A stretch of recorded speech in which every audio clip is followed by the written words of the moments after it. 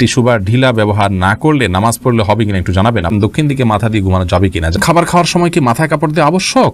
ফরজ গোসল কারণবশত বিলম্বে করলে কোনো গুনাহ হবে কিনা? 4 রাকাত বিশিষ্ট নামাজের প্রথম বৈঠকে তাশাহুদের পর দুরূদ পড়ে ফেললে করণীয় কি? বাথরুমে উলঙ্গ হয়ে গোসল করা যাবে কিনা? ওযু ছাড়া হাদিস শরীফ পড়া যাবে কিনা? জুমার দিন অনেকে মৃত ব্যক্তির দোয়া করার জন্য মিষ্টি নিয়ে আসে, সেটা খাওয়া যায় কিনা? কেউ সফরে আছেন কিন্তু সফরের নিয়মে কসর না পড়ে নরমালি নামাজ পড়লে তার নামাজ হবে কিনা? তখন নিচে জুব্বা পরা কি জায়েজ আছে? স্বামী স্ত্রী একত্রে নামাজ পড়ার সময় স্ত্রীকে একামত দিবে? মহারণা না দিয়ে স্ত্রীর কাছ থেকে মাপ চেয়ে নেওয়া যাবে কি? মোবাইলে অশ্লীল ছবি বা ভিডিও নিয়ে নামাজ পড়লে কি নামাজ কবুল হবে? মেহেদী হাসান আপনি লিখেছেন, কেউ সফরে আছেন কিন্তু সফরের নিয়মে কসর না পড়ে নরমালি নামাজ পড়লে তার নামাজ হবে কিনা? নামাজ তো হয়ে যাবে, কিন্তু এই কাজটি করা উচিত নয়। সফরের যে আল্লাহ তাআলা ছাড় দিয়ে ছাড় গ্রহণ করতে হবে, ইচ্ছাকৃত এরকম করা উচিত নয়, জায়েজ নাই। এমদাদুল হক আপনি লিখেছেন, পিতা যদি হারামভাবে ইনকাম করে ইনকাম কি পরিহার অন্যদের জন্য হারাম হবে? যার নিজস্ব ইনকাম করার সুযোগ আছে তিনি তার উপার্জন নির্ভর করবেন, হারাম উপার্জনের উপর নির্ভর করবেন না। যদি অন্য কোনো উপার্জন না থাকে তাহলে সেক্ষেত্রে বিকল্প হিসাবে ছোট শিশু আছে, নিরুপায় আছে, আপনি আপনার জন্য এটা জায়েজ হবে। শহীদুল ইসলাম লিখেছেন, জুমার দিন অনেকে মৃত ব্যক্তির দোয়া করার জন্য মিষ্টি নিয়ে আসে, সেটা খাওয়া যায় কিনা? মিষ্টি খাওয়াতে কোনো অসুবিধা নেই, তবে দোয়া করার পর মানুষকে মিষ্টি খাওয়ানো এটা আসলে কোন হাদিস নির্দিষ্ট কোনো বিষয় নয়। এমনি দোয়া করলাম, আমরা দোয়া চাইলাম, কেউ দোয়া করলো, এটা ভিন্ন কথা। কিন্তু দোয়া করার পর তাকে মিষ্টি দেয়া এটা আমাদের দেশীয় কালচার, এবং এটা অনেকটা দোয়ার বিনিময় কেন জানি মনে হচ্ছে। মৃত ব্যক্তির জন্য দোয়া করার পর পয়সা নেওয়াও জায়েজ নাই, কোনো বিনিময় নেওয়া জায়েজ নাই। এটা বিনিময় আপনি না বললেও যে ঠিক আছে উপস্থিত মানুষদের জন্য হাদিয়া, সেই হিসাবে এটা খাওয়া জায়েজ আছে, যে কেউ দোয়া করুক বা না করে মসজিদে যারা আছে সবাইকে খাবার দিলাম, সবাইকে একটু মিষ্টি খাওয়ালাম যাতে মৃত ব্যক্তির সওয়াব পায়, সেই উদ্দেশ্যে তিনি করলে এটা গুনাহ হবে না সন্দেহাতীতভাবে।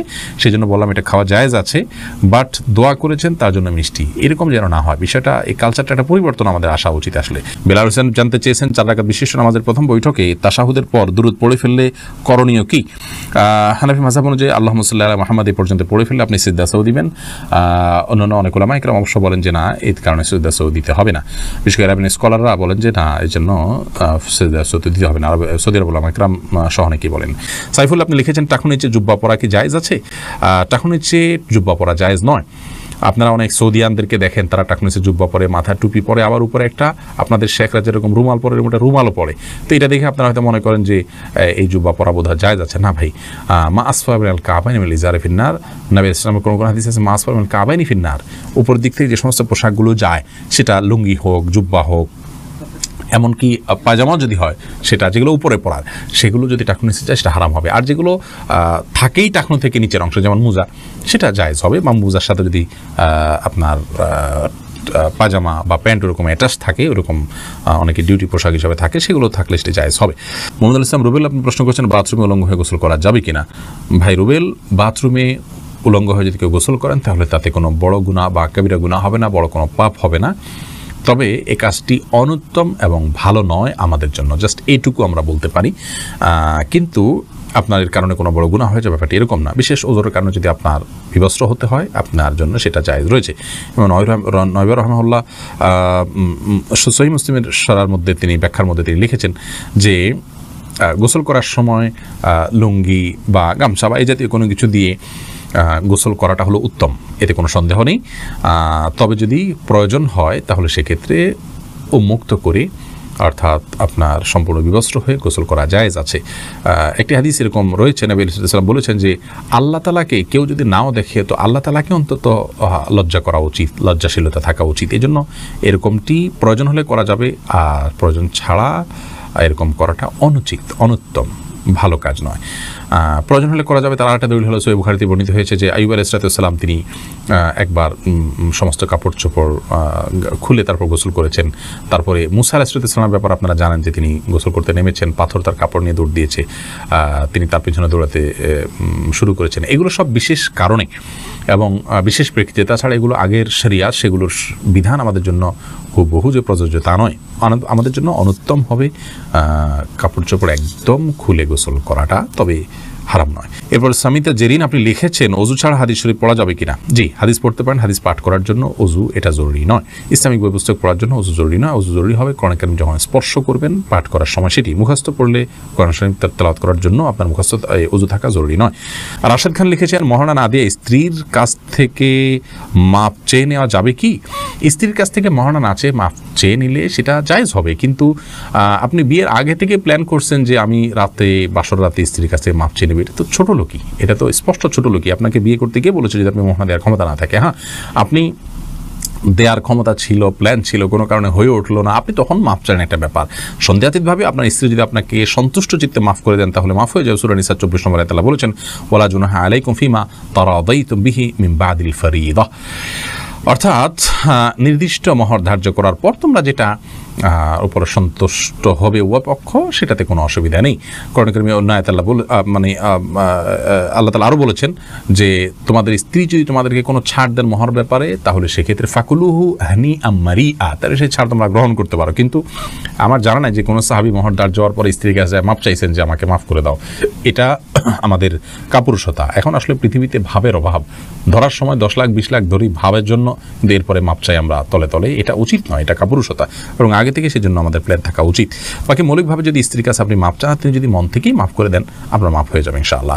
স্বামী স্ত্রী একত্রে নামাজ পড়ার সময় স্ত্রীকে একামত দিবে না। স্বামী স্ত্রী একত্রে যদি জামাতের সাথে সালাত আদায় করেন তাহলে সেক্ষেত্রে স্বামী নিজে একামত দিবেন, তিনি নিজেই ইমামতি করবেন, স্ত্রী একামত দিবেন, স্বামী ইমামতি করবেন, ব্যাপারটা কিন্তু সেরকম নয়।